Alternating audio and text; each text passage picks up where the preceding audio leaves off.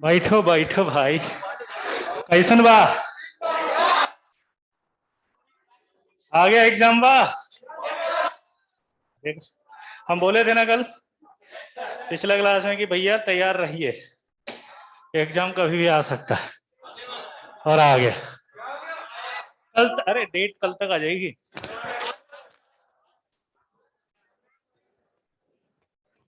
देखो क्या होता है ना कि एग्जाम वाले जो एनटी वाले होते हैं ना, वो भी जोर का झटका बहुत धीरे से देंगे। आप सोने की कोशिश करेंगे अभी यहाँ से क्लास पे जाके? बहुत थक गए यार, थोड़ा झपकी ले लेते हैं। झपकी लेते बगल वाले का फोन, 15 मिस्ड कॉल, जो जितना भी झपकी ले समझ गया। कहा हो गया भाई? भाई एग्जाम का डेट आ गया।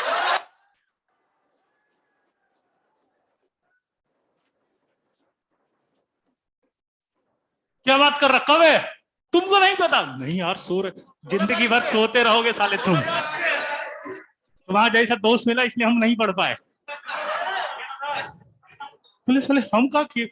अबे तुम पढ़ने वाले होते तो तुम्हें देख के हम पढ़ लेते।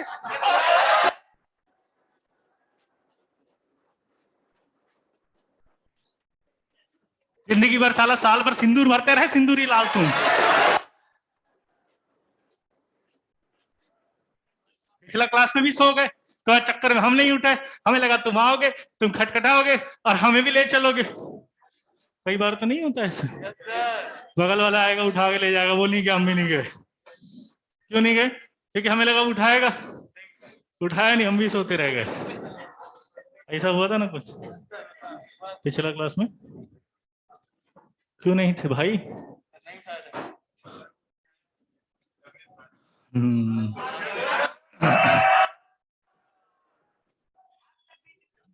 किसकी वजह से?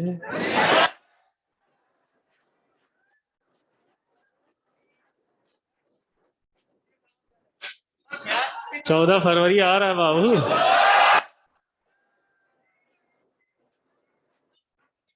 ऐसे नाजुक मत करो अपनी तबीयत। मॉल में था तू?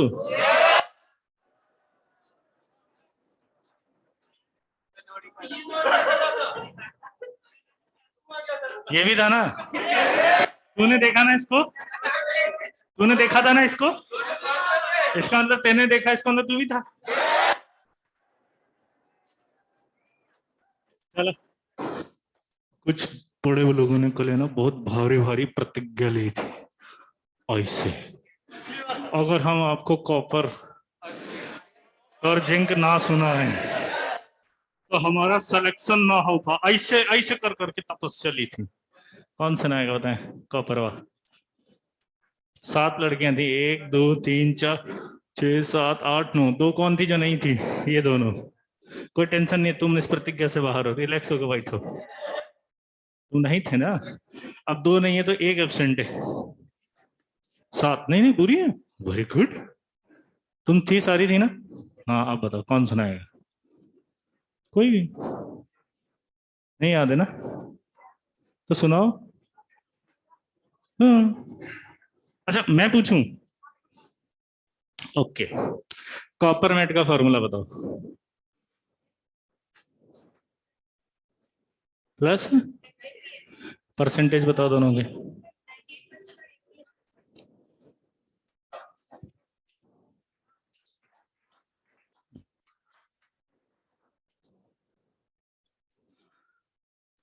चलो खड़े हो गए बताओ।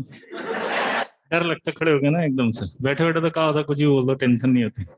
खड़े होते एकदम से पहले तो ब्लैंक हो जाता, कौन खड़ा दिख भी नहीं रहा, ग्रीन बोर्ड भी काला नजर आता। टीचर थोड़ी देर और बतियाता रहे तो और डर लगने लगता है कि पूछ के निपटा तो खत्म करो। डर लग रहा है ना थोड़ा तो? चलो, सबसे टफ आपसे पूछते हैं आज। ये और बोल दो टीचर तो बेचारा गए। अरे दूसरे से सवाल जो पूछता है हमेशा सिंपल लगता है, मन में ऐसा नहीं होता ये सवाल मुझसे पूछा होता तो देखो मैं जवाब दे देता। जान पूछ के मेरे से ऐसा सवाल पूछा है इन्होंने, क्योंकि मैं ट्यूशन नहीं पढ़ता ना इनसे। स्कूल में यही फीलिंग आती थी।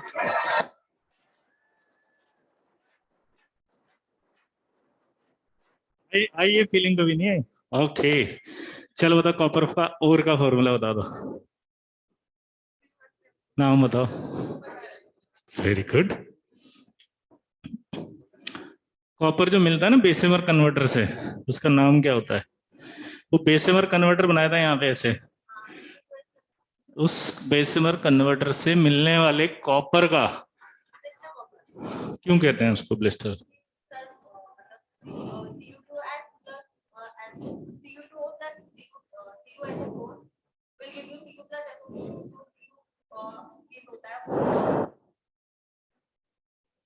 क्यों क्यों क्यों क्यों कहते हैं? मैंने कुछ ऐसे बताया था, यहाँ खड़ा हुआ था पिछली क्लास, यहाँ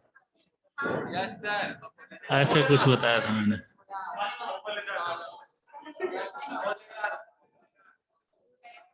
क्यों कहते हैं ब्लिस्टर के ऊपर, अब बताओ।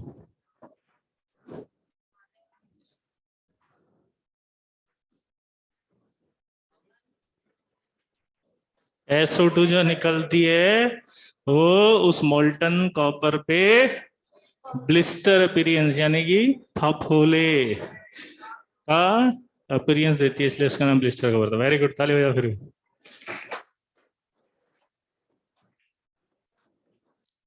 आपको बेसेमर कन्वर्टर में और डाल दिया, हीट कर रहे हैं, हीटिंग बंद कर रहे हैं। कैसे पता चला कि हीटिंग बंद करनी है जाके? तो क्वेश्चन समझ में आ गया ना? स्लैग बनते ही बंद कर देंगे, लेकिन आपको कैसे पता स्लैग बन गया? वो ऐसे थोड़ी जाके बताएगा हाय स्लैग में बन गया।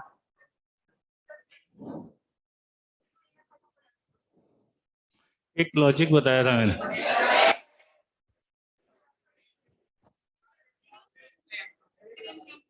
ग्रीन फ्लेम्स का दिखना बंद हो जाता है, और अगर ऐसा हो गया तो समझ गए स्लैग बन गया। क्रूड जिंक का नाम क्या होता है? Yes, crude zinc. हाँ, ना। अच्छा, रिडक्शन में मिलने वाले जिंक का नाम क्या होता है? हाँ, स्पेल्टर, उसी को कहते हैं क्रूड जिंक। बेटा वेरी गुड। नहीं, आप दोनों रिलैक्स, टेंशन इतने घबरा घबरा कहाँ बैठ रहे हो? ये देखो, ये तो बेटे ऐसे बैठी है ना, ऊपर करूँ पैसे मांग लेंगे। ये तो ऐसे बैठे टेंशन में। हाँ?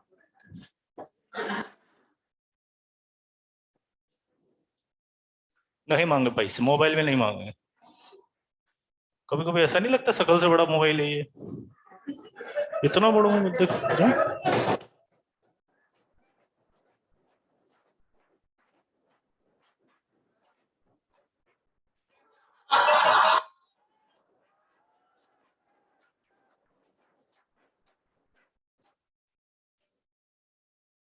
अच्छा एक बात और, जिंक की जेडनेस उसकी रोस्टिंग करनी है मुझे, तो मैं किस टेम्परेचर पे करूं? क्यों?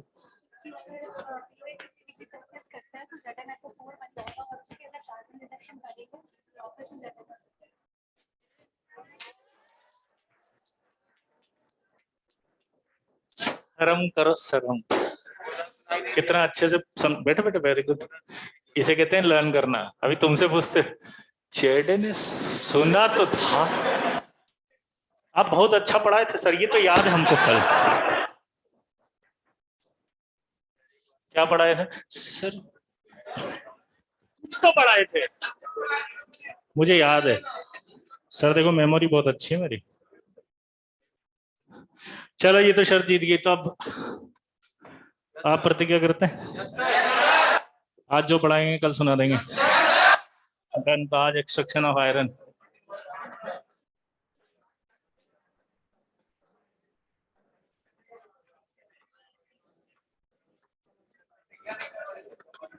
प्रतिज्ञा तो होगी ना कल, वही प्रतिज्ञा सेम।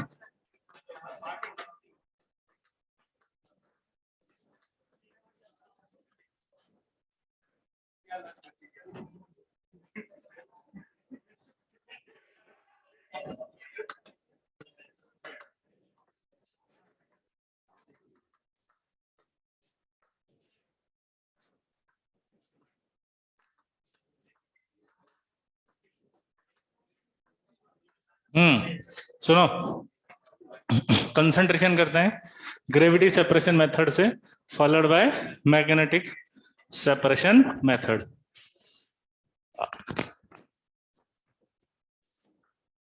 थर्ड, इसका यार रोस्टिंग थोड़ी होता है, तो ऑक्साइड हो रहा है, कैल्सिनेशन होगा ना। आया ना? गलत आंसर है, इसका रोस्टिंग ही होता है। क्यों होता है बताओ, बोलो। क्यों कर रहे हैं रोस्टिंग? अरे पढ़ाया था क्या ये आईटी बेवकूफ? देखो उसमें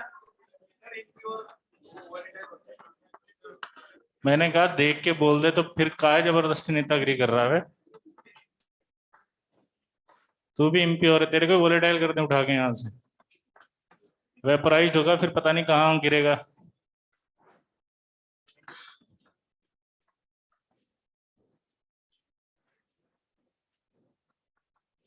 देखो उसमें मिलेगा कहीं ना कहीं, रोस्टिंग पढ़ो। नहीं पढ़ाया क्या रोस्टिंग मैंने? सब ठीक है।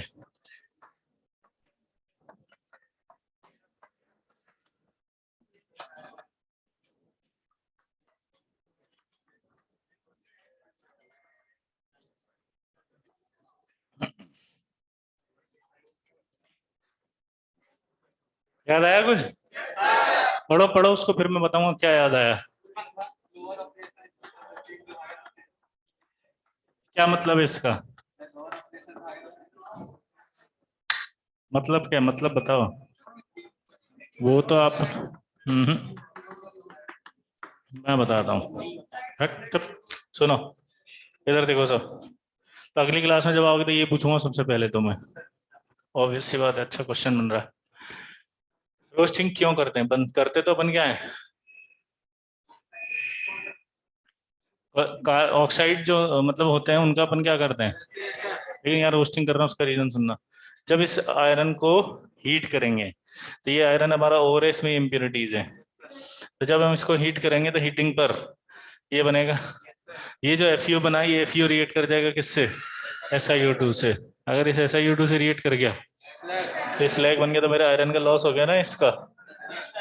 तो जब स्टडी की गई तो देखा गया कि ये Fe2O3 SiO2 से रिएक्ट नहीं करता। अब ये रिएक्ट अगर नहीं कर रहा है तो स्लैग नहीं बनेगा।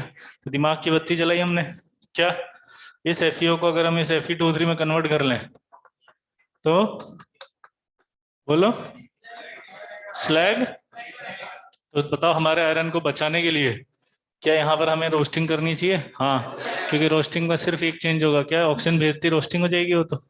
और अगर आपने ऑक्सीजन भेजी और ऑक्सीजन भेजते ही FeO किस में कन्वर्ट हो गया तो क्या होगा? नोट करो इसको। नहीं आया ना समझ में? नहीं आया तेरे को समझ? कम आया ना, क्योंकि पढ़ा हुआ नहीं, रिवीजन नहीं कर गया। ये तो वही पढ़ाया ना मैंने जो पहले पढ़ाया था।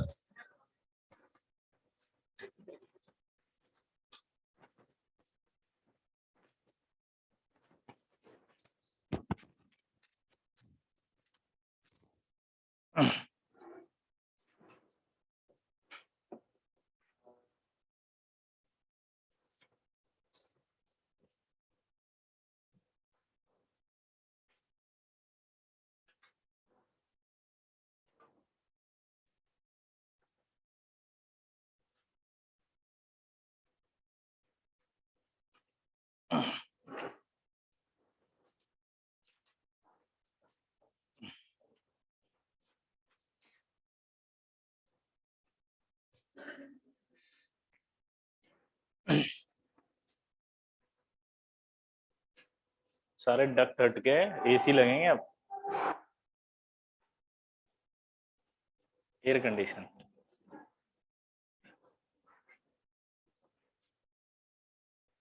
गर्मी बढ़ गई है। हम्म? हाँ।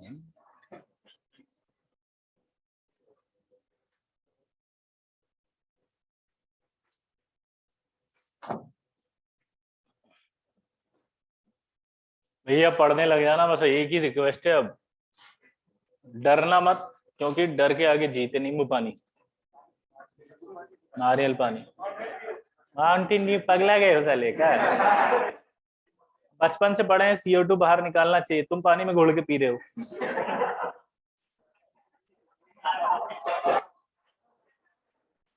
और ऊपर से उसको पीने के ये क्या बदतमीजी है? अबे तो पिए काहे थे जब बाहर निकालना है तो। इसे कहते हैं marketing. That is called the power of marketing, कि तुम्हें CO2 पानी में घोल के पिला दी और पैसे भी ले लिए, और वही CO2 फिर डकार में निकलवा दी। और उसकी बदबू और आती है, उसको भी स्मेल कर जाते हो। बगल वाला सामने खड़ा हो बेचारा तो लगेगा मार डालो, है ना पावर ऑफ मार्केटिंग। इसीलिए जो मार्केटिंग के जॉब्स होते हैं ना, सेल्स पर्सन होते हैं बेचारे, तो एक अब बचपन से हमने भी सुना, तुमने भी सुना होगा, मार्केटिंग का मतलब ही होता है कि गंजे को भी कंगा बेच के आ जाओ। सुना होगा ना कि भाई अगर कंगा नहीं रखेगा तो तेरी बेइज्जती हो जाएगी, बोला 4 बाल भी टूट जाएंगे। अगर तुम कंगी करते हो इसका मतलब है कि तुम्हारे सर पे बाल है, नहीं करोगे तो सबको लगेगा बिल्कुल भी नहीं है। वो टेंशन में आया सुन के, बोला हाँ सही, दे दो यार एक लो। तो इसलिए आज के बाद क्या बोलेगा बताओ, डर के आगे जीते नारियल पानी। कम से कम पेट में जाएगा कुछ तो, साथ स्वास्थ्य को लाभ देगा, कुछ तो अच्छा होगा, और देश का पैसा देश में रहेगा। आपका पैसा किसी गरीब के ही गांव आएगा। पूछोगे नारियल का पानी पतंजलि में लाएगा खरीद के तू, कुछ भी बोलना है बस। ये बेवकूफ है क्या, मैं पतंजलि की बात करूं नारियल पानी की बात कर रहा हूं। नारियल पानी ठेले पे मिलता है, नारियल पानी पतंजलि में मिलता है, ये कह रहा है। तो भाई आईआईटी में एक बात याद रखना, 2 आई होते हैं और 1 टी होता है साथ में। नहीं ऐसे लोग क्या करते हैं पता है, ये यहां भी चले जाएंगे और फिर बोलेंगे एग्जाम कहाँ है। बोले क्या हुआ, मैं एग्जाम देने आया हूँ। बोला काई का, 2 आई 1 टी का। 2 आई 1 टी मतलब, बोला आईआईटी। देखो जस्टिफाई भी कर रहा है, इसका दे रहा है इसका।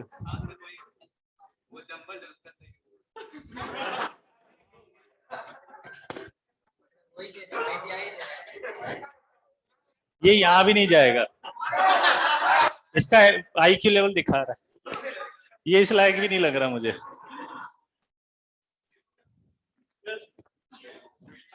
अबे समझ में आया क्या बोला मैंने, क्या नारियल पानी ठेले पे मिलता है, क्या समझ में आया क्या, उस गरीब के पास जाएगा तेरा पैसा, ये बोल रहा था। बाबा जी गरीब नहीं है, हाँ सबसे फास्टेस्ट ग्रोथ है उनकी आज। और ये एक बात को साबित करता है कि कोई भी व्यक्ति अगर कुछ भी चाहे तो कर सकता है, ये तो मानना पड़ेगा। देखो आप एक बात हमेशा याद रखना, मेरे कॉन्सेप्ट से चला करो, दुनिया भर में कोई कुछ भी कह रहा हो किसी के लिए, ठीक है, बुराई उसी की होती है जो सफल होता है। बाबा जी अगर अभी ऐसे होते ना, साइकिल पे चल रहे होते और योग सिखा रहे होते तो दुनिया उनकी बड़ी तारीफ कर रही होती। जैसे उन्होंने ऐसे जंप मार के इतना पैसा कमा लिया तो बहुत सारे लोग कुछ भी बोलेंगे, पहली चीज तो ये। तो हर आदमी के लिए कुछ ना कुछ कोई ना कोई बोलता ही रहता है। हमें ये समझना चाहिए, हमें ये सीखना चाहिए कि उसमें क्या अच्छाई है जिससे हमें फायदा हो सकता है, बस वो सीखनी है। बाकी दुनिया भर की बुराइयां तो सब में ही होती है। परसेप्शन की बात करें तो श्री राम भगवान भी रावण के लिए तो शत्रु थे, तो भगवान दुश्मन कैसे हो सकता है, पर था उनके लिए।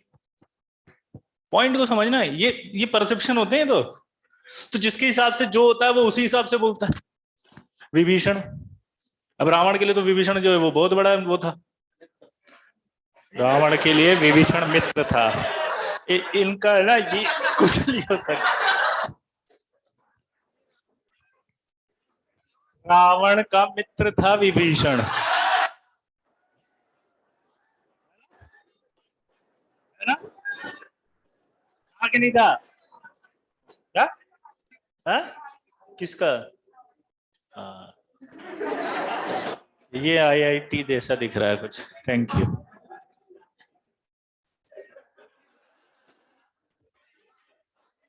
बस ऐसी गलती मतलब, बचपन से हमने तो टीवी जब से खोला देखी रामायण है, और लॉकडाउन में फिर दिखा दी। मतलब पता है रिवीजन हो गया एग्जाम से पहले, रिवीजन के बाद भी ऐसी बातें बोल रहा है ये। कोई चीज अगर भूल भी गए होंगे ना, तो वो वापस आ गई थी कोरोना में रिवीजन के तौर पे। सिली मिस्टेक हो गई। मैं ये कहना चाह रहा था, इसने नहीं देखी कोरोना, ये यूट्यूब पे चल रहा था, ये यूट्यूब की दुनिया में था। हम जब रामायण देख रहे थे यूट्यूब देख रहे थे।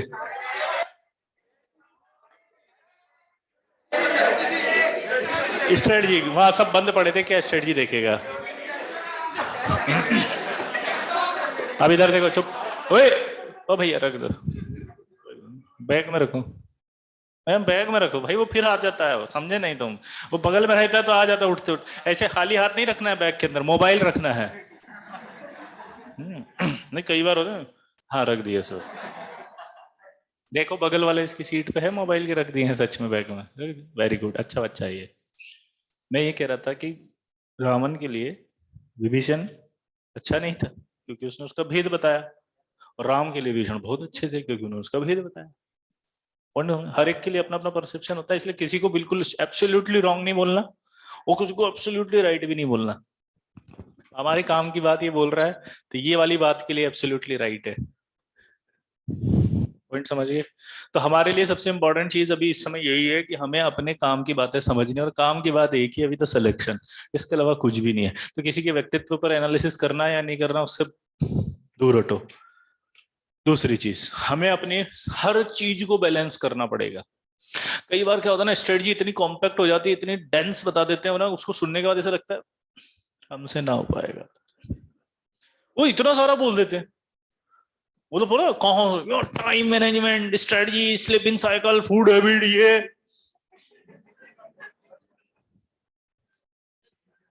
कौन सा वाला करना है इसमें से।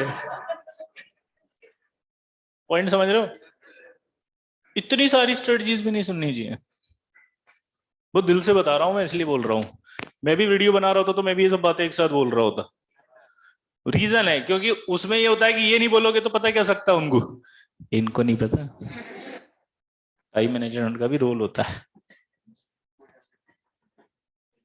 अपन तो यहाँ फेस टू फेस है इसलिए खुल के बात कर सकते हैं ना, वहां किससे बात करो?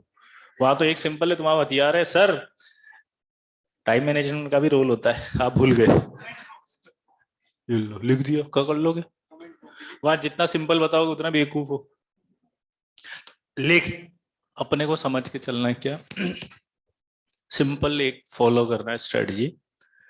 जितने नोट्स पढ़ लिए हैं वो पढ़ें। अगर आपका होमवर्क, सबसे ज्यादा परेशानी अभी पता किस चीज की सर, नोट्स तो पढ़ लेंगे सर, पर वो जो शीट है और होमवर्क बचा उसका क्या करेंगे ये बताओ आप तो।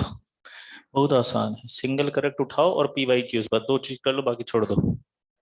अब आपको पता है ये वर्ड जैसे ही बोलते हैं ना छोड़ दो, तो ऐसा लगता है सर ऐसे कैसे होगा फिर तुम।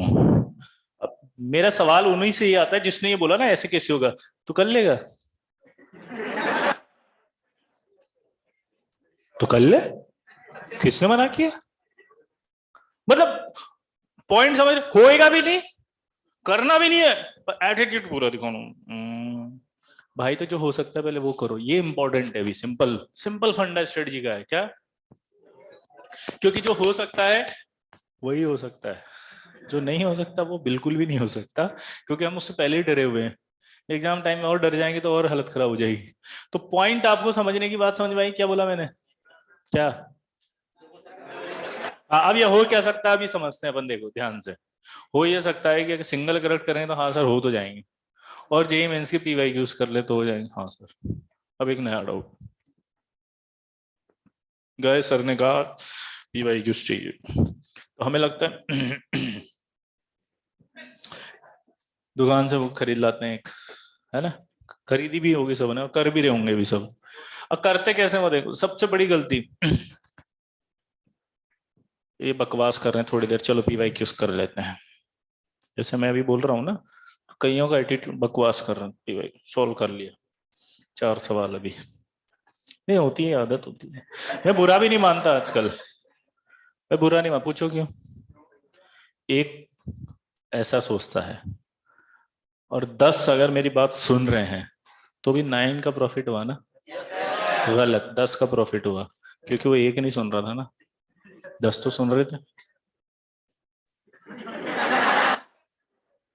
यही आईटी है, नहीं समझ में आया?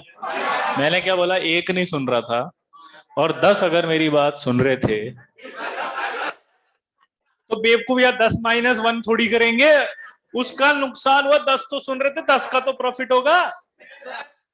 यही आईटी मैथ्स लगा रहे थे तुम उसमें भी, अभी भी नहीं समझ में आया? मैं समझाता हूँ। मैंने बोला कि 10 मेरी बात सुन रहे थे और एक नहीं सुन रहा था, तो टोटल स्टूडेंट तो 11 हुए ना। अब मैंने आपको कैसे बेवकूफ बनाया कि 10 मेरी बात सुन रहे थे, एक नहीं सुन रहा था, तो भी मेरे पास 9 का प्रॉफिट हुआ 10 - 1। आपने बोला यस।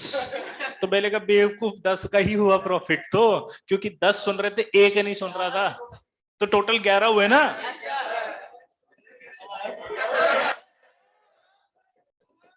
अभी भी नहीं समझ में आया? यहाँ जाओगे तुम, कैसे हो गए तू? चुप रहो। तो मेरा मतलब समझ में आया, जिसको नहीं सुनना वो ना सुने, जिसको सुनना है वो सुने, और जो सुनने वाला है उसका अगर फायदा हो गया, एक भी ऐसा हुआ वो, तो मेरा बोलना तो सफल हो गया ना। पॉइंट ही नहीं समझे बात। तो मैं कभी भी ऐसो को नहीं देख के बोलता। मैं तो कह रहा हूँ क्लास में से एक भी मेरी बात सुन रहा बहुत है मेरे लिए। तो पूछो अगर उसका सिलेक्शन हो गया तो उसकी वैल्यू ज्यादा होगी जब वो बोलेगा कि सर के बोलने से सिलेक्शन हो गया। वो वैसी बात है। जो नेतागिरी करने वाले वो तो वैसे भी नहीं बोलेंगे, वैसे भी नहीं बोलेंगे। अगर हो गया सिलेक्शन तो बोला देखो टीचर टीचर का कोई रोल नहीं होता है, खुद काम करो, और हाँ होमवर्क जरूर करना।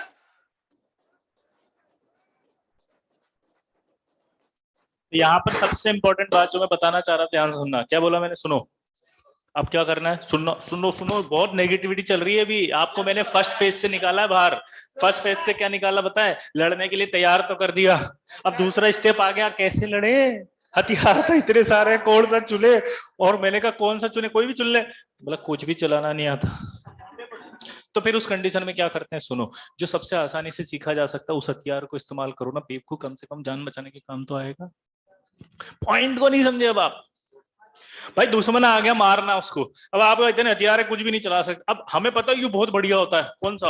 एक्सरसाइज 1 भी होनी चाहिए, 2 भी होनी चाहिए, मैथ द कॉलम होना चाहिए, इंटीजर भी होना चाहिए, पूरे पीवाईक्यूज भी होनी चाहिए, शीट भी होना चाहिए, मॉड्यूल भी होना चाहिए, और सारे 25 साल के सवाल भी होने चाहिए। लेकिन हमारे पास टाइम ही नहीं, क्योंकि तो आ रहा है धीरे धीरे धीरे धीरे। अब क्या करें? तो भाई सबसे आसान तरीका ये होता है कि जो सबसे इजी चलाने वाला हथियार है उठा लो और चलाना सीख लो जितनी जल्दी। क्यों? कम से कम एक चाकू से भी, जो बोले सो निहाल। सत श्री अकाल। जय हिंद, जय भारत। नहीं मजाक नहीं कर रहा हूँ। आपने नाम सुना होगा, परमवीर चक्र प्राप्त हुआ था जब चाइना का और है ना हिंदुस्तान का युद्ध हुआ था, भयंकर वाला।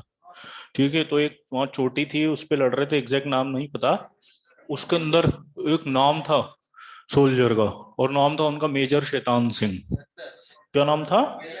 Major Shaitan Singh. 6 feet height, 6.5 feet, 6.25 feet ऐसे थे, बिल्कुल एकदम हट्टे कट्टे। चाइनीज उनके यहाँ तक।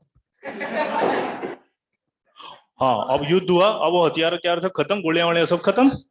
तो इतने दिमाग खराब कि उनके गोलियां वोलियां लग गई 2 4, तब भी उन्होंने क्या करा, उठा उठा के ऐसे पटक पटक के मारा उनको, यूं जैसे गुड्डा गुड्डी को मारते ना वो कपड़े के। चाइना टांगे पकड़ी, यूं किसी की आंखें फोड़ दी, मुंडी घुमा दी, ऐसे करके मार दिया। चाइनीज सोल्जर ने, जब वो युद्ध खत्म हुआ, उनके ब्रिगेडियर ने उसको ऑनर किया कि इतना बहादुर आदमी आज तक हमने नहीं देखा, जिसने ऐसे मतलब कुछ भी हथियार नहीं तब भी मार डाले इतने सारे लोग। क्योंकि वहां पर फीलिंग एक थी कि दुश्मन को मारना है। कैसे मारना ये फीलिंग नहीं थी, मरना जरूरी है।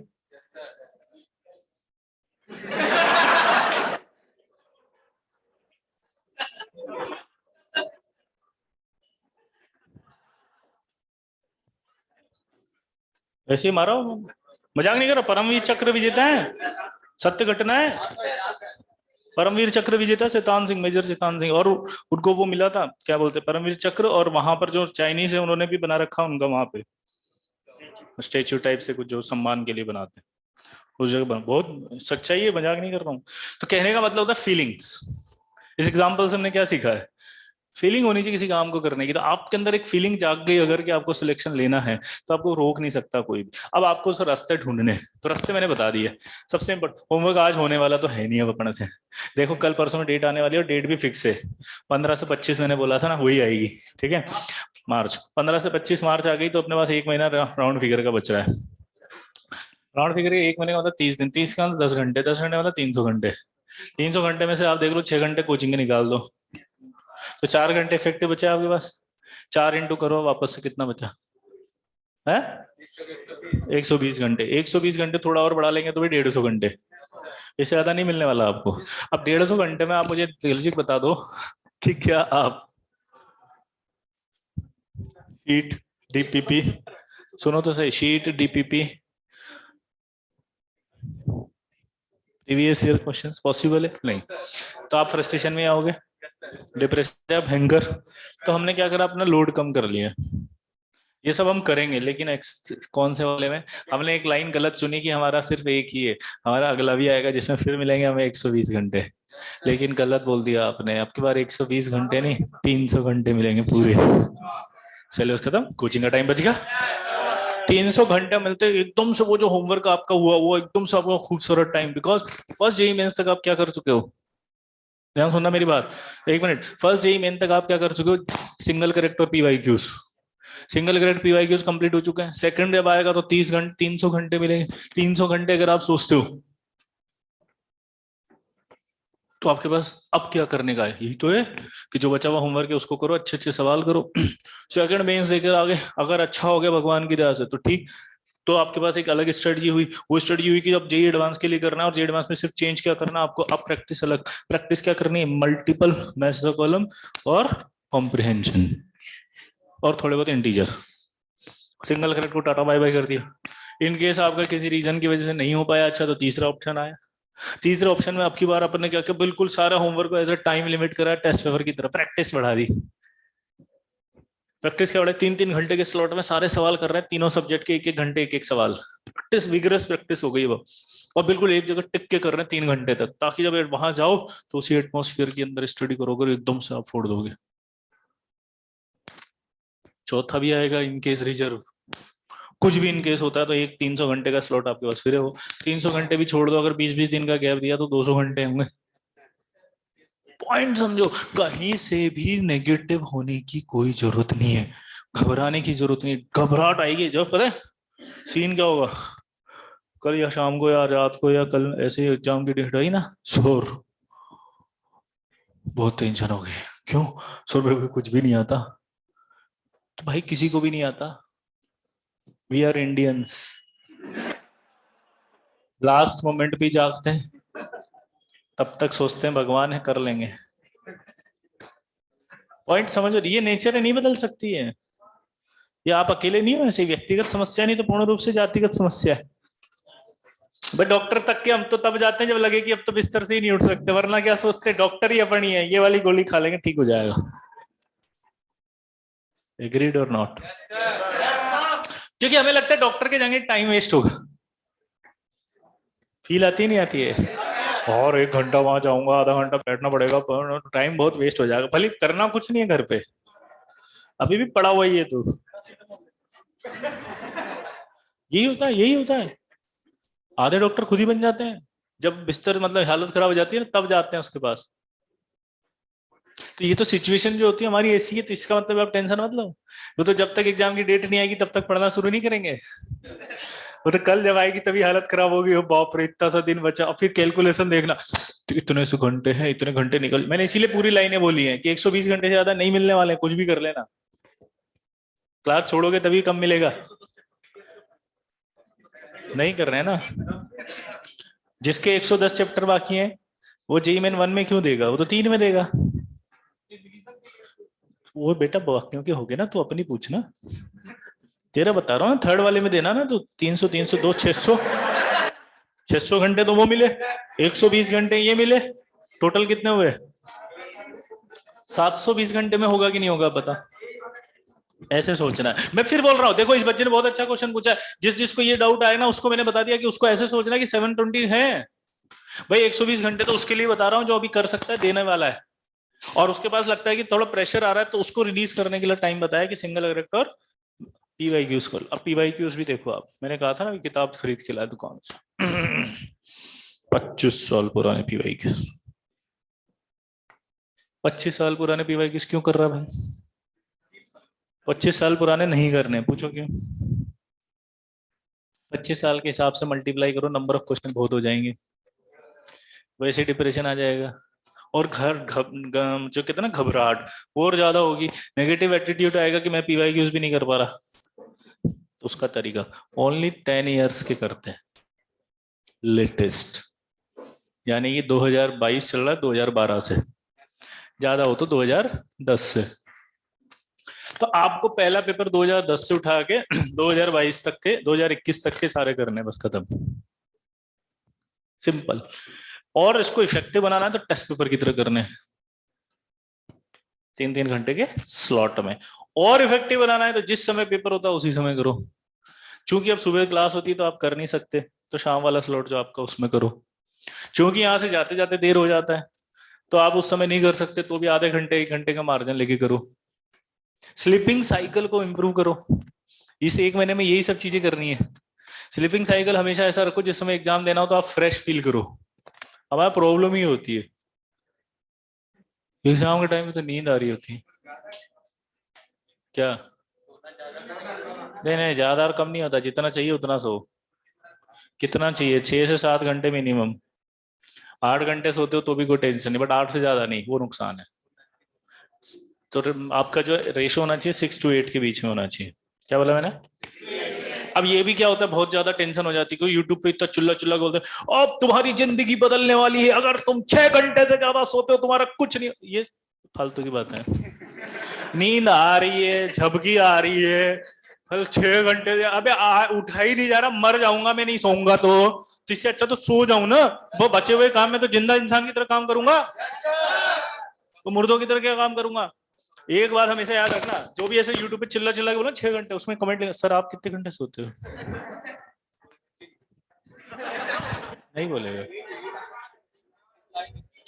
पॉइंट को समझो, देखो रेशो होता है 6 से 8 का। आप समझना, देखो सही स्टेटमेंट है 6 से 8 का रेशो।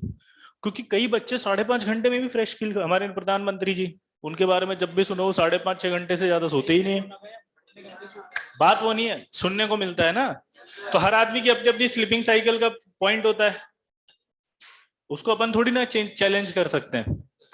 लेकिन जो स्टैंडर्ड होता है वो क्या होता है? 6 से 8।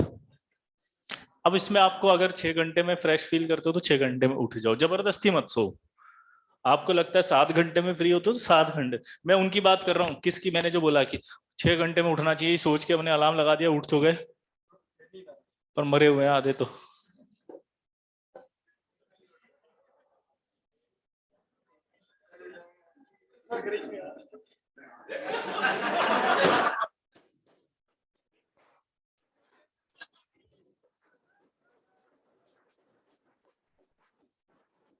तो ऐसा भी मत उठ, सो जाओ 1 घंटा और। पॉइंट को समझे? कई जगह सो मिलता, सुबह 5 बजे उठ के पढ़ना चाहिए, नींद ही 5 बजे आती है, फिर क्या करें? प्रॉब्लम हमारे साथ ये नहीं है, प्रॉब्लम तो है ही दूसरी, जो बताते हैं वो तो सब पता है हमें। यार हमें नहीं पता कि सुबह जल्दी उठना चाहिए, पता है उठा नहीं जाता, ये बताओ कैसे उठे। प्रॉब्लम ये थोड़ी कि 6 घंटे सोना, हमें पता 6 घंटे सोना चाहिए, 10 घंटे से पहले नींद ही नहीं खुलती, ये बताओ प्रॉब्लम है। आप समझ रहे हो ना? इसलिए वो आपकी यूट्यूब वीडियो आपकी जिंदगी में कोई असर नहीं डाल पाते 2 दिन से ज्यादा। 2 दिन तो रहता मोटिवेशन, बस आईटी के फर्स्ट रैंक में ही लाऊंगा, अब ठान लिया मैंने, अब बस। नहीं वो खत्म हो गया ना, बहुत ज्यादा देख लिए, 2 साल से वही वही देख रहे हैं। अब तो ऐसा लगता है क्यों बकवास कर रहा है, कुछ होएगा तो है नहीं। सही बता रहा हूं मैं, पर मजबूरी है। तो मैं आपको इसीलिए बोल रहा हूँ इस तरह की हरकतें मत करो, बहुत प्रैक्टिकल नॉलेज पे चलो, सिंपल सा स्टैंडर्ड अपना अपना बनाओ। 120 घंटे मान कर चलो, 120 घंटे के हिसाब से जितना हो सकता है उतना करो। अगर उसमें अच्छे रैंक आ गई तो ठीक है, नहीं आई तो अगला वाला 300 घंटे या 200 घंटे मिलेंगे, उसमें नेक्स्ट स्टेप लो, फिर अगले में आओ 200-200 करके 400-400 520 घंटे या 620 720, 2 ही रेशो होंगे। 1 महीने का गैप आया तो 720 घंटे मिलेंगे, 20 दिन का गैप आया तो 520 घंटे। तो 520 अगर आप देख के चलो, क्योंकि हम मिनिमम ही लेके चले हैं, मैक्सिमम मिले तो कोई दिक्कत नहीं है। तो 520 के हिसाब से प्लानिंग करो, अपने आप आपको सब कुछ अच्छा फील आ जाएगा। स्ट्रेस कब आएगा? जब आप सब फाइनल इसी को मान लोगे, फर्स्ट वाले को। स्ट्रेस कब आएगा? देखो मैं फिर से बोल रहा हूं, अब पढ़ने के अलावा ये चीजें जरूरी है, अपने आप को संभाल के रखना।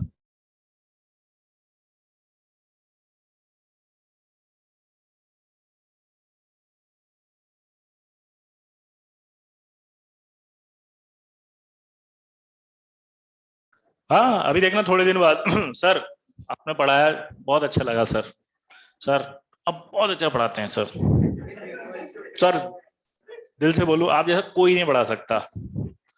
मैंने कहा आगे बोल दे, समझ रहा हूं मैं, तू आगे क्या बोल रहा है। सर पर इसको याद कैसे रखे बताओ। सर पहला वाला पढ़ता हूँ तो पीछे का भूल जाता हूँ, और पीछे वाला पढ़ता हूँ तो आगे का भूल जाता हूँ। प्लीज सर, कोई की पॉइंट दो ना। सर क्या ऐसा हो सकता है कि एग्जाम के 2 दिन पहले आप एक वन शॉट ले लो? यही उम्मीद कर रहे हैं अब? एक्सपेक्टेशन लेवल देखो आप हमारा, कि पहले ये टेंशन होती थी कि समझ में आता है कि नहीं आता, अब उस लेवल को पार कर लिया कि बढ़िया समझ में आ गया। तो आए दूसरा, याद कैसे करेंगे? भाई मैं आईआईटी की तैयारी कर रहा हूँ, मैं बिल्कुल ही क्या है, एकदम ऐसे असहाय पीड़ित लाचार मंदबुद्धि अविकसित कुपोषण के शिकार बन जाते हो। आई होप थोड़ा सा आप रिफ्रेश हो गए होंगे, एनर्जी आ गई होगी, आपको स्ट्रेटजी समझ में आ गई होंगी। और स्ट्रेटजी सिर्फ एक ही है कि जितना हो जाए उतना करके जाना है। फर्स्ट में नहीं सिलेक्शन होता उसमें तो डिप्रेस नहीं होना, आपको पता है सेकंड में ही होगा। हेल्दी क्या, खाने पीने को लेके मेंटली हेल्दी? वैसे तो बढ़िया दिख रहा है, खाता पीता। और क्या करना चाहता है? खुश है तो? फ्रेशनेस देखो दो तरह से फील हो सकती है। एक तो टेंशन नहीं लो, और दूसरा ऐसे वालों के लिए कि टेंशन लो। आते समय लगना चाहिए कि एग्जाम है, पढ़ते समय भी लगना चाहिए कि एग्जाम दे रहा हूं, तो तेरा फ्रेशनेस आएगी। दो तरह की होती है फ्रेशनेस। ऐसो को तो ये लगना चाहिए कि आईटी की तैयारी कर रहे हैं, जब खाते तो भी नहीं लगता कि आईटी की तैयारी करने आया। जहाँ 4 रोटी खानी चाहिए 8 निकल जाते हैं, निकलने के बाद उस अजगर की तरह बिस्तर पे लौट के पचाते रहते हैं। पचदा।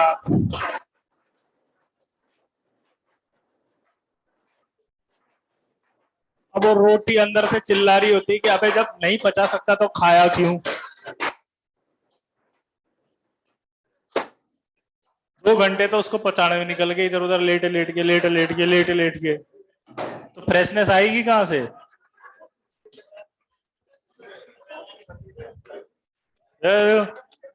बस करो भैया, नहीं तो फिर कहोगे टाइम वेस्ट बहुत करते हो आप।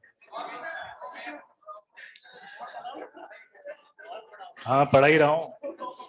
इधर देखो, चुप चुप चुप चुप। अब देखो कोई कुछ भी कहे भैया, ये मेरे को पता है इस टाइम पर ये सारी बातें करना जरूरी था, वरना कोई मतलब नहीं है, कोई सेंस नहीं है पढ़ाने का। फालतू में टीचर के सामने नौटंकी करोगे और कुछ नहीं है। अभी टीचर चिल्ला चिल्ला के चला जाएगा, yes sir yes sir, I will do sir definitely sir, yes sir.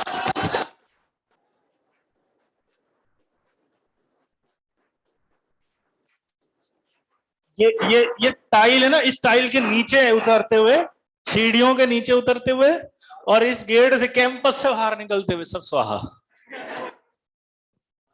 समझ रहे बात हो? इसलिए ईमानदारी वाला फीडबैक रखो कि घर जाके चुपचाप पढ़ो, जितना हो सकता हो, स्ट्रेस मत लो। आई होप आपको रोस्टिंग समझ में आ गया होगा। रोस्टिंग के बाद करते हैं कैल्सिनेशन, याद है? गलत याद है, रिडक्शन करते हैं। कुछ भी पढ़ा दो इनको।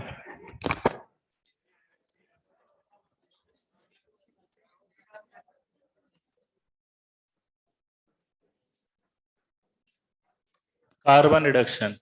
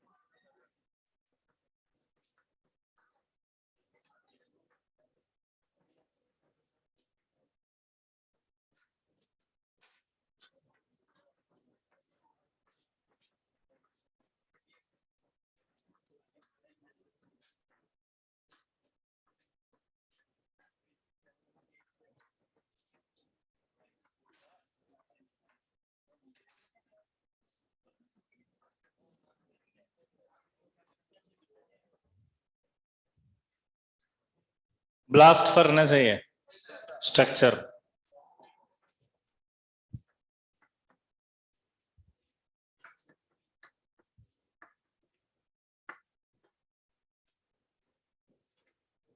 ये देखो इधर, ये ब्लास्ट फर्नेस होते हैं। तब बाद पहले बना रहे हो या समझाऊं? बना लो पहले।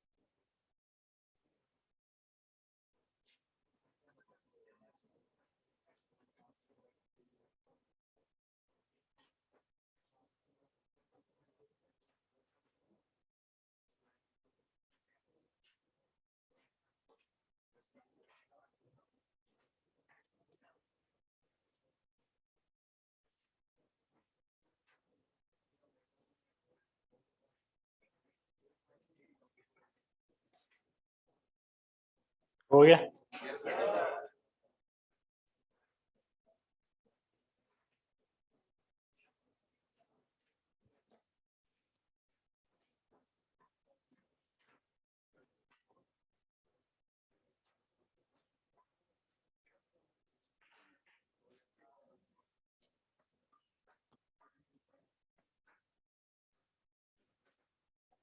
समझाऊं? ओके।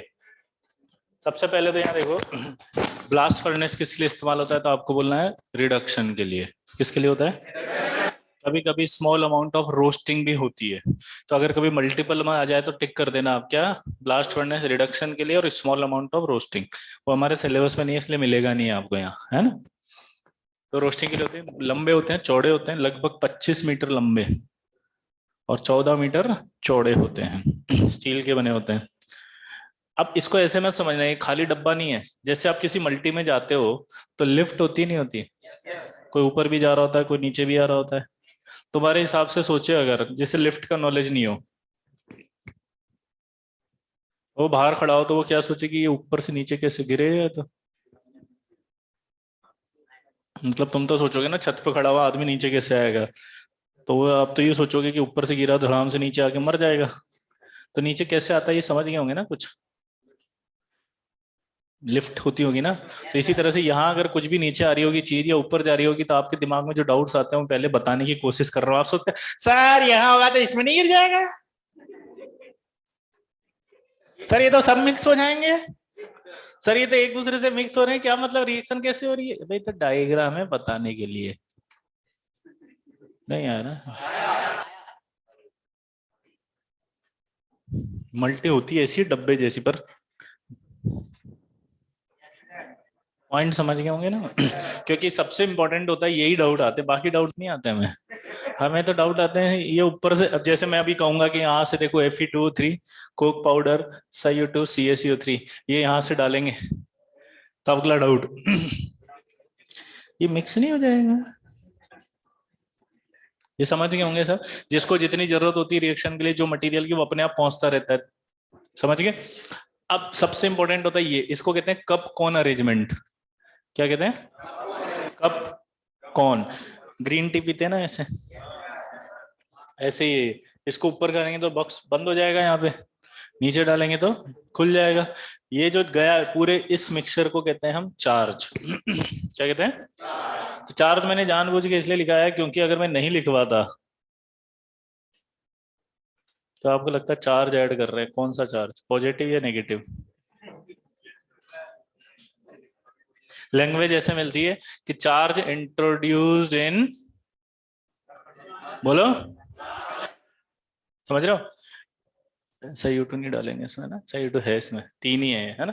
तो चार्ज इंट्रोड्यूस्ड इन, बोलो, ब्लास्ट फर्नेस। अब आपको लगा सर डाउट है, चार्ज कैसे डालेंगे इसमें? और सर अगर डालेंगे तो पॉजिटिव या नेगेटिव? अपने हिसाब से लॉजिक तैयार कर लोगे। चार्ज का मतलब मेटलर्जी में क्या ही समझ में आया इस मिक्सचर को? तो चार्ज इंट्रोड्यूस कर दिया। अब सबसे पहले यहाँ से हॉट ब्लास्ट एयर पास करते हैं तो कंबशन होगा नहीं होगा? यहाँ पे कंबशन अगर होगा तो टेम्परेचर सबसे हाई होगा नहीं होगा? ऊपर जाएंगे तो धीरे धीरे टेम्परेचर कम होगा कि नहीं होगा? तो टेम्परेचर कम हो रहा है नहीं हो रहा? अब इस टेम्परेचर को याद करना है। याद भी हो गया, पूछो कैसे? 70 तो कॉमन ही है। 21, 15, 12 याद करो। अब कंबशन जोन में क्या होता है वो समझना पहला।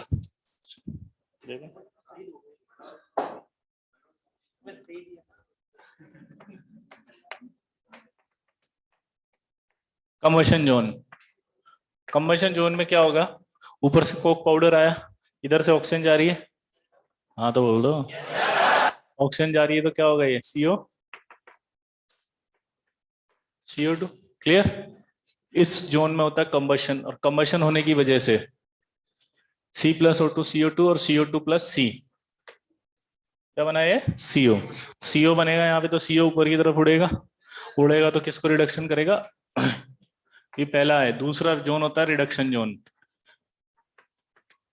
वेरी गुड, ठीक है, मना करो बेटा भी, I am busy right now.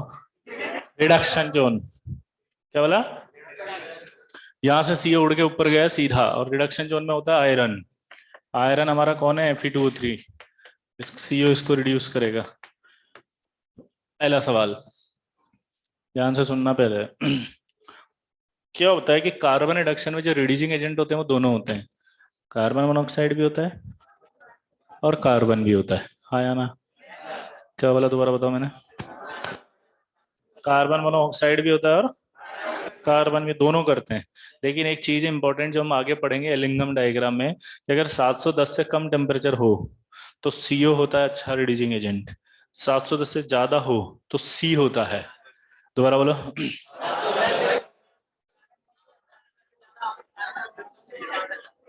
पक्का?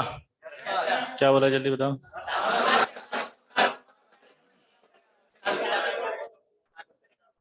फील नहीं आ रही?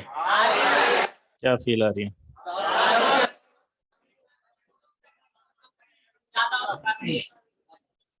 आया ना? नहीं आ रही ना फील? क्या फील आई?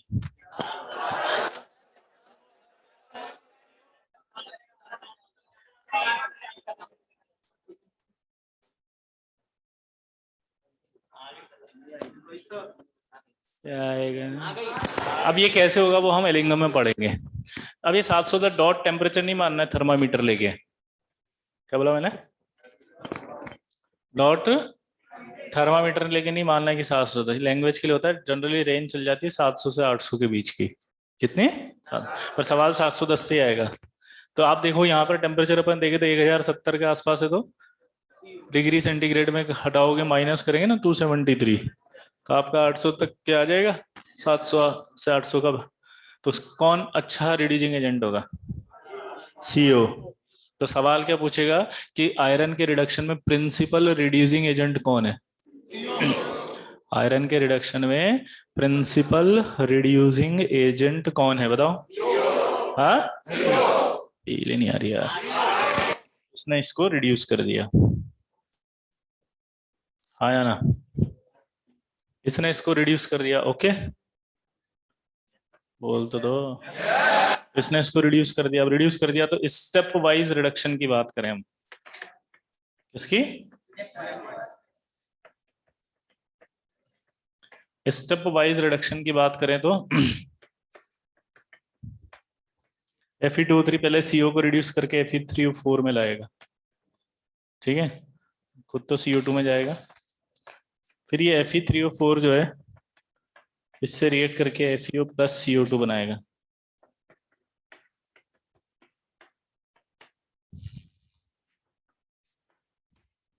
और फिर FeO CO से रिड्यूस होकर Fe बनाएगा। ये स्टेप वाइज रिडक्शन है जिससे Fe बना। अब आपको एक डाउट आएगा, सर रिडक्शन में तो रिडक्शन होता है ना, फिर ऑक्सीडेशन कैसे हो गया? कितने बच्चों को डाउट आ रहा है ये? देखो ऑक्सीडेशन हो गया यहाँ पे, कितनों का आ रहा है? ईमानदारी से हाथ खड़ा, आईडी के साथ फेल हो जाओगे तो झूठ बोला दो, छुपाया ना तो एडमिट कार्ड चूक जाओगे, कंप्यूटर हैंग हो जाएगा, सॉफ्टवेयर डाउनलोड नहीं होगा, इलेक्ट्रिसिटी बंद हो जाएगी, जनरेटर फट जाएगा, ये सब नहीं हो तो लूज मोशन आ जाएगा। पूछो। गलत। Fe3O4 क्या होता है पहले ये समझना पड़ेगा। मिक्सचर होता है, ये मिक्स्ड ऑक्साइड है, FeO प्लस Fe2।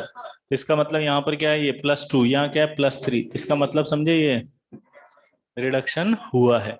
जे एडवांस का बहुत ही अच्छा सवाल है, वो पूछता है कि Fe3O4 में Fe का ऑक्सीडेशन स्टेट बताओ, तो वो ऐसे लिख के देगा जानबूझ के। तो क्या ये 2 और 3 है इसका ऑक्सीडेशन स्टेट? हाँ, ये 2 और 3 है, हाँ है। तो कहीं ना कहीं इसमें से कुछ ना कुछ रिड्यूस हुआ है। सिंदूरी, सिंदूरी तू फेमस हो गया यार आजकल, मेरे हर यूट्यूब के वीडियो पे कमेंट आता है सिंदूरी कहाँ है बुलाओ। खुद ही करता है क्या?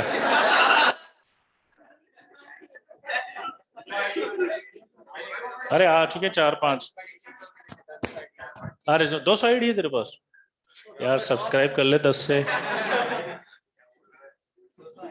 ये कह रहा तेरे पास 10 आईडीज हैं। कितने बच्चों ने अभी तक चैनल सब्सक्राइब नहीं किया हुआ है? नहीं नहीं, आप में से किस किस ने नहीं किया हुआ है? देखो,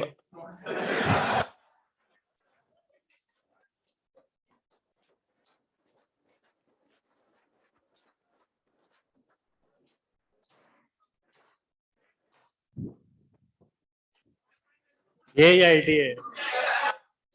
चलो पढ़ लेते हैं, छोड़ो।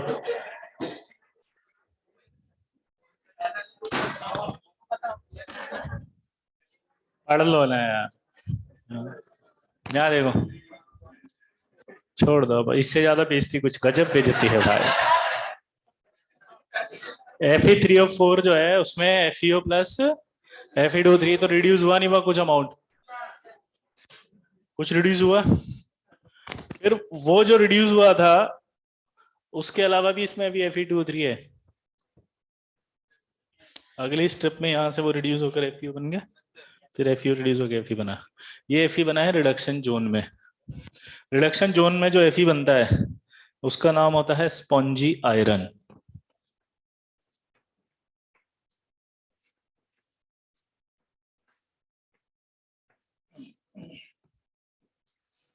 इसमें जो Fe है वो क्या है? Spongy iron. फील नहीं आ रही है, ओके। ये स्पॉन्जी आयरन जो है वो यहाँ पर है, अभी हैवी है। अब ये वही लिफ्ट के थ्रू नीचे आता जाएगा, इस जोन में आएगा। इस जोन में क्या है? स्लैग। अब ये स्लैग कहाँ से बना देखना जरा। आयरन है, सुनो सुनो सुनो सुन तो लो, आयरन को जमीन से निकालोगे। हमारे पास अर्थ क्रस्ट में जो मेटल्स पाई जाती हैं उनके पाए जाने का ऑर्डर है, ऑक्सीजन सबसे ज्यादा, फिर सिलिकॉन, फिर एल्यूमिनियम, फिर आयरन। समझ, सबसे ज्यादा अर्थ क्रस्ट में जो एलिमेंट होगा वो ऑक्सीजन होगा। सेकंड नंबर पर सिलिकॉन, थर्ड नंबर पे एल्यूमिनियम, फोर्थ नंबर पे आयरन। कोई डाउट किसी को? सिंपल है। तो सिलिकॉन तो हर जगह मिलेगा, तो SiO2 तो मिलेगा ही मिलेगा। पूछो क्यों? आयरन भी ज्यादा है तो सिलिकॉन भी ज्यादा है, तो आयरन सिलिकॉन तो मिलने ही मिलने हैं। तो SiO2 की इम्प्योरिटी तो है ही सही वहां पे। उस SiO2 की इम्प्योरिटी को हटाने के लिए क्या डाला था? ये CaCO3।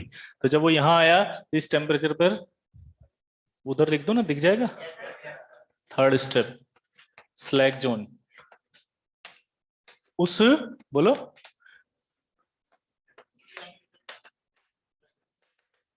टेम्परेचर पे टूटेगा CaO, और ये इससे रिएक्ट कर जाएगा, SiO2 से रिएक्ट करके क्या बना देगा?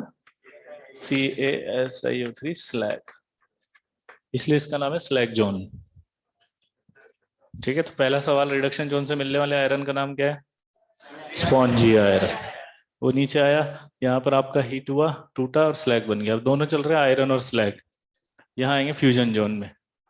अब क्या होता है? आयरन जो भैया हमारा है, अभी तो हमने बोला जमीन से निकाला इसको, अर्थ क्रस्ट में पाया जाता है खूब सारा, फोर्थ नंबर का है, तो उसके साथ बाकी सब भी मिलते हैं।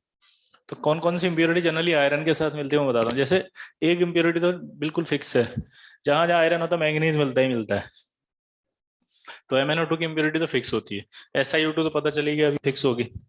पत्थर के अंदर मिलेगा, पत्थर के अंदर मिलेगा, तो पत्थर किससे बने होते हैं? फॉस्फेट से। अबे जमीन से पत्थरों की अंदर रहती है ना, तो फॉस्फेट मतलब फॉस्फोरस भी मिलना ही मिलना है उसको। सल्फ्यूराइज्ड और भी पाए जाते हैं नेचर में, याद करो, और दो ही तरह से पाए जाते हैं, ऑक्सीडाइज और सल्फ्यूराइज्ड और। तो ये पत्थर के अंदर सल्फराइज्ड और भी है, इसलिए सल्फर भी इनके अंदर इंप्योरिटी के साथ हमेशा मिलेगा। तो ये जो इंप्योरिटी हमेशा साथ साथ चलती है आयरन के। कौन कौन सी इंप्योरिटी चली? ये मैंगनीज। और ये जो इंप्योरिटियां थी ना, ये उधर रोस्टिंग के समय ऑक्सीडाइज हो चुकी थी। तो ये अभी MnO2 पड़ा हुआ है, SiO2 पड़ा हुआ है, फॉस्फोरस पड़ा हुआ है P2O5 की फॉर्म में, SO2 पड़ा हुआ है। ठीक है, और सबसे खतरनाक चीज पूछो क्या? कार्बन। वो तो है ही सही, क्योंकि आप खुद डाल रहे हो ऊपर से कोक पाउडर। ठीक है, ये सारी इंप्योरिटियां जो होती हैं, ये फ्यूजन जोन में आके रिड्यूस होती हैं, क्योंकि यहाँ का टेम्परेचर होता है सफिशिएंट इनको रिड्यूस करने के लिए। लेकिन अब यहाँ रिड्यूस करने के लिए जो सफिशिएंट टेम्परेचर है, उस पर रिड्यूसिंग एजेंट कौन होगा? CO या कार्बन? कार्बन, ऑब्वियस सी बात है। अबे इतनी छोटी छोटी बातों में क्या परेशान हो जाते हुए, सिंपल है। अरे हाँ तो बोल दिया करो, तो ये रिड्यूस हो जाएंगी।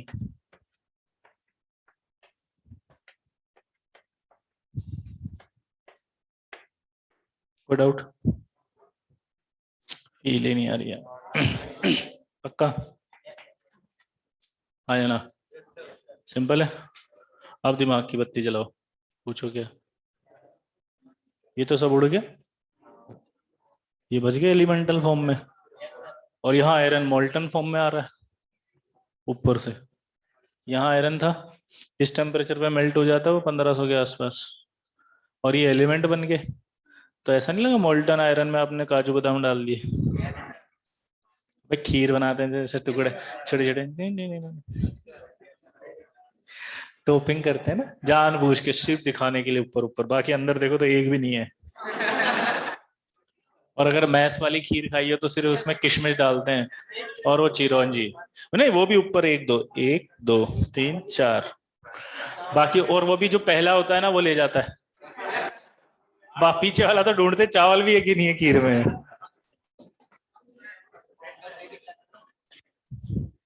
तुम्हारी शक्ल के हिसाब से बहुत है यहाँ, इतना मिल रहा है ना, बहुत मिल रहा है। बताओ क्यों? बाबूजी का पैसा है ना, खुद का पैसे कमाओ, फिर नहीं दे तब बात करना बे। ये सारे एलिमेंट उसके अंदर मिक्स हो जाते हैं, मिक्स हो गए आयरन के अंदर, तो आयरन फिर से इम्प्योर हो गया। और कोक पाउडर तो चल ही रहा है, तो कोक पाउडर भी आके मिक्स हो गया। ये सारी इम्प्योरिटी मिक्स होती है, अब आयरन हमारा क्या हुआ? इम्प्योर।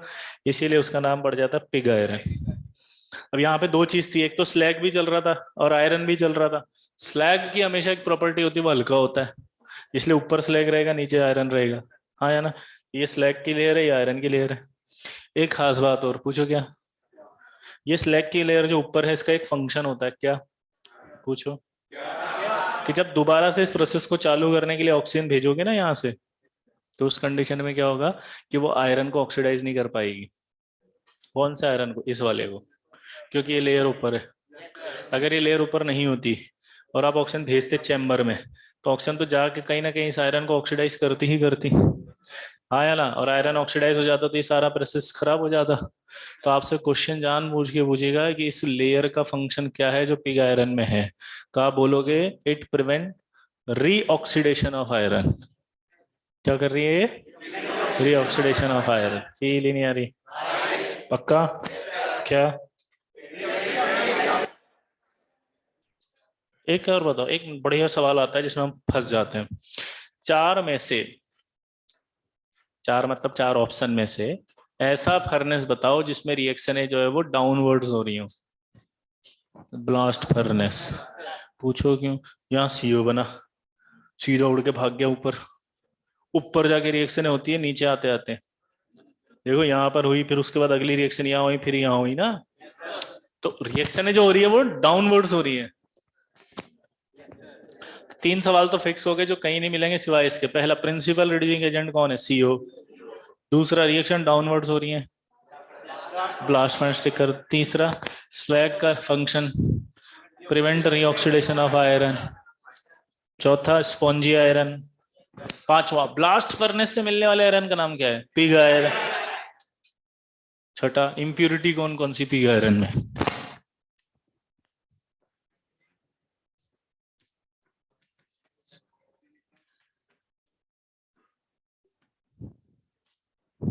बहुत सिंपल है, देखो फिजिकल केमिस्ट्री सबको अच्छी लगती है अपने को, पीसी याद हो गया। मनसी सुंदर फिजिकल केमिस्ट्री। पर ये समझ में नहीं आया ना, अब देखो समझ में आएगा। मानसी सुंदर है प्रियंका चोपड़ा सी। प्रॉब्लम यहाँ है, इसलिए नंबर नहीं आते।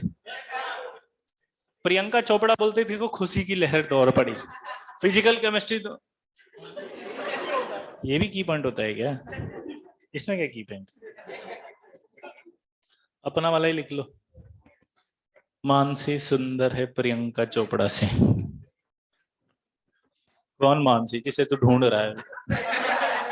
14 तारीख में वेट कर रहा है ना, वो मानसी। पर वो कभी नहीं मिलेगी बेटा, वो तभी मिलेगी जब आईआईटी नामक मैग्नेट आपके पास हो गई। ठीक है, अपने आप फ्रेंड रिक्वेस्ट आएगी, फिर तुझे सेलेक्ट करना पड़ेगा।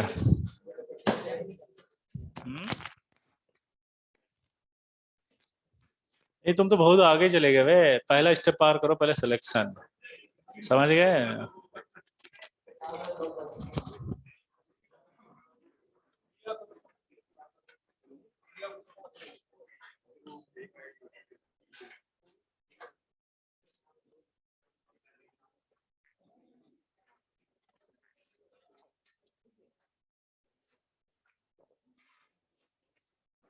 फेसबुक पे इतनी फ्रेंड रिक्वेस्ट भेज देते हो तुम, वो 5,000 तो यूं ही कवर हो जाता 3 दिन में। नहीं चलाना चाहिए, तभी तो बोल रहा हूँ नहीं भेजना चाहिए रिक्वेस्ट। यार फेसबुक तो तुमने छोड़ ही दिया क्योंकि तुम्हारे पेरेंट्स आ गए उस पर, और पेरेंट्स भी कई दूसरी आईडी से बना के तुम्हें फ्रेंड रिक्वेस्ट भेजते हैं। पकड़ में आ जाता है कि तू क्या कर रहा है ना।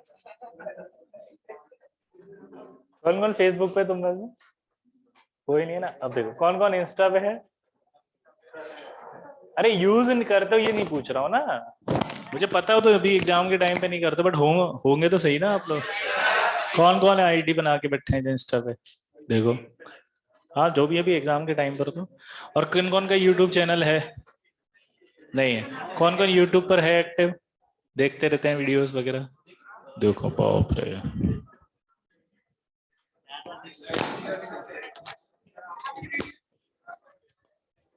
मेरे यूट्यूब की तो बात ही मत कर, उसने इतनी बेइज्जती करी है उसके बाद तो मन ही नहीं कर रहा कुछ बोलने का। कहते हैं ना घर की मुर्गी दाल बराबर। यही अगर मेरे 2-4 वीडियो बढ़िया प्रमोशन होके तगड़े एकदम साउंड और म्यूजिक के साथ, और नीचे लिखा होता है विजय सर, और उसके बाद होते तो इतनी इज्जत देते मुझे। मैं आके चुपचाप पढ़ा रहा हूँ ना, इसलिए कोई इज्जत ही नहीं है कि रोज देखते हैं इनका तो, इनकी बातों से कौन सा कुछ हो गया। सब फालतू के वीडियोस हैं, ये आईटी है। जस्ट लाइक पेरेंट्स हमारी हमारी इज्जत तो एकदम वैसी होगी, पेरेंट्स जैसी है ना, बोलते रहते हैं इनका क्या है।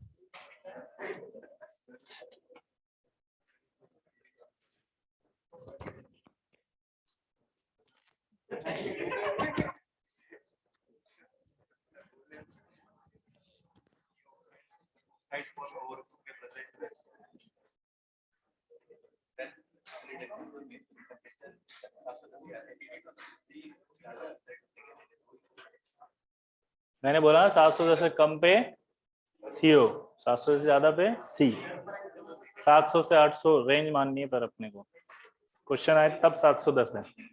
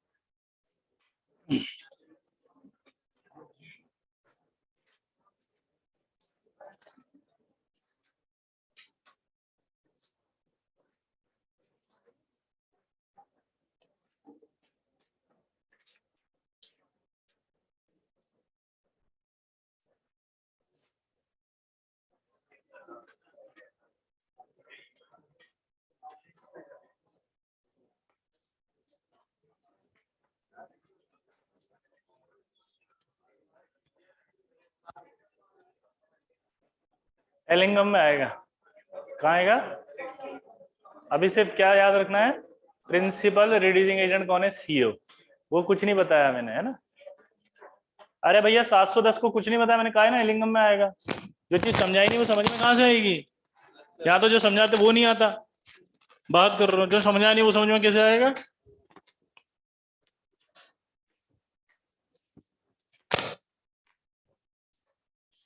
तो इम्प्योरिटी लिखी, क्या लिखा?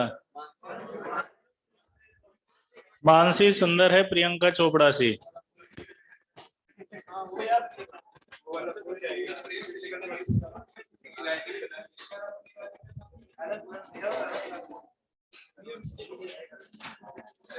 अबे थोड़ा जल्दी लिखो, किसको कंप्लीट कर देते हैं।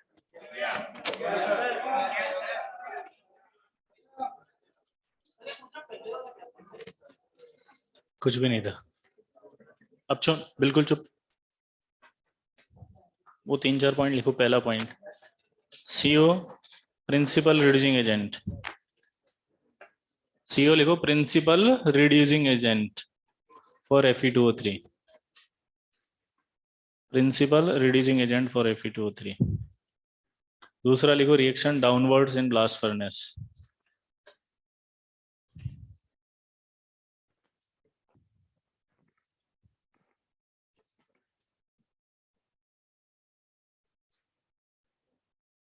लिख लिया?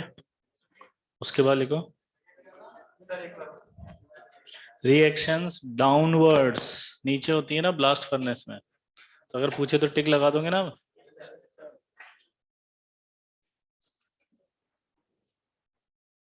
Reaction downwards blast furnace. तीसरा, function of layer of slag, इसमें लिखो it prevent reoxidation of it prevents reoxidation of iron, it prevents reoxidation of iron,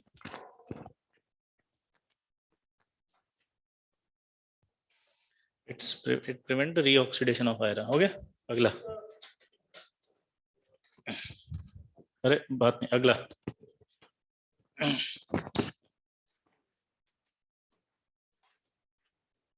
iron is obtained from reduction zone. Iron is obtained from reduction zone is called spongy iron. Iron is obtained from reduction zone is called spongy iron.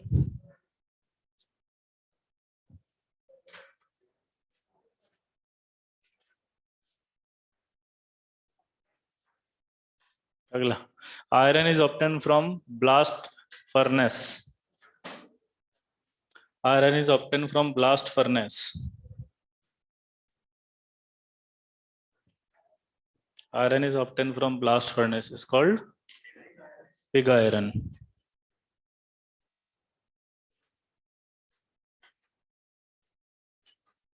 अब मेरी तरफ देखना, ये जो pig iron होता है ना, cast in different forms.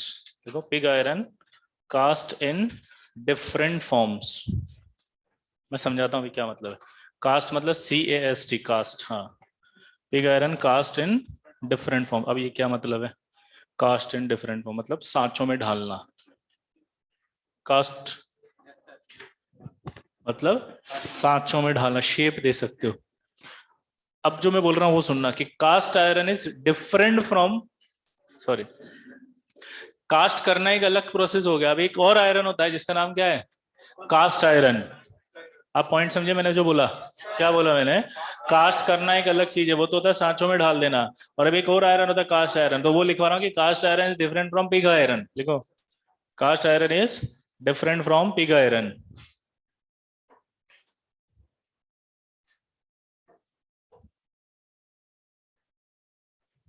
And it is made by melting of pig iron.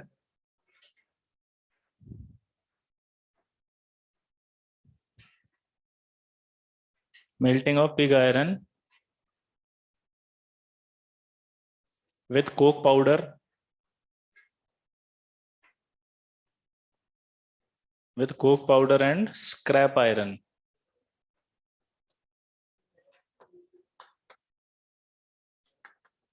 Scrap iron मतलब चूरा. स्क्रैप नहीं होता,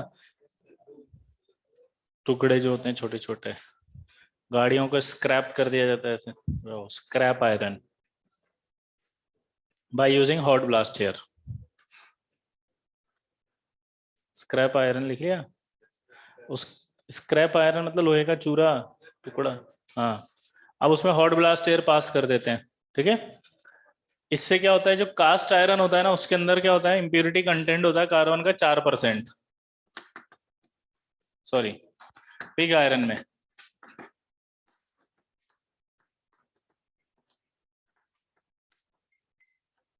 4% carbon and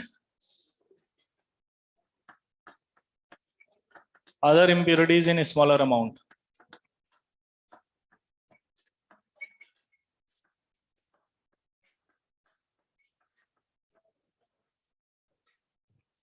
Other impurities in smaller amount. बताओ. मैग्नीज, सिलिकॉन, फास्फोरस और सल्फर. ये क्या है? स्मॉलर अमाउंट में. ये मैग्नीज होगी, सिलिकॉन होगी, फास्फोरस होगी, सल्फर होगी, सब इंप्योरिटी स्मॉलर अमाउंट में. और कास्ट पिग आयरन में परसेंटेज कितना है? 4. अब इस 4% वाले में हमने थोड़ा सा कोक पाउडर डाला, स्क्रैप आयरन डाला और हॉट ब्लास्ट एयर पास कर देते हैं, जिससे रिएक्शन होती है और CO2 की फॉर्म में कार्बन बाहर निकलने लगता है. ठीक है. और उसके बाद जो हमारा कास्ट आयरन है वो आपके कितने परसेंट रखेगा? 3% कार्बन. देखो, एंड स्मॉलर अमाउंट में वही मैग्नीज, सिलिकॉन, फास्फोरस और सल्फर इन स्मॉलर अमाउंट. तो आपको बस 2 चीजें ध्यान रखनी. कास्ट आयरन कितना रखेगा?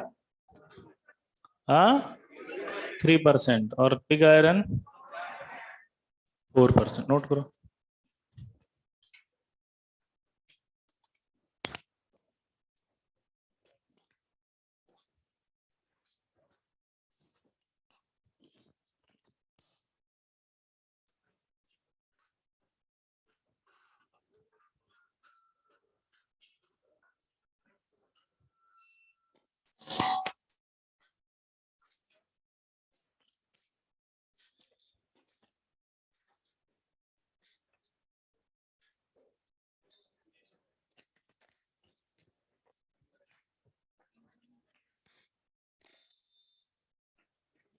हो गया।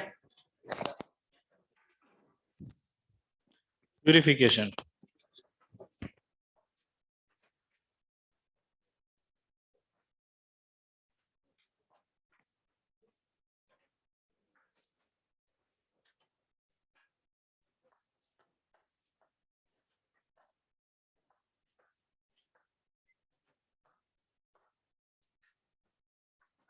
क्या बोला? प्यूरिफिकेशन, पुडलिंग प्रोसेस, इसमें लिखो पुडलिंग प्रोसेस में लिखो in this process puddling furnace, in this process puddling furnace is used. Puddling furnace oblique reverberatory furnace is used.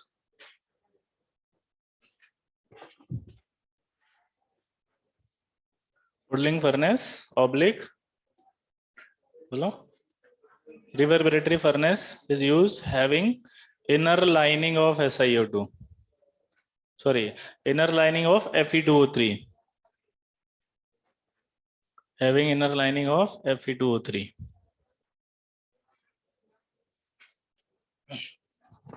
inner lining of Fe2O3.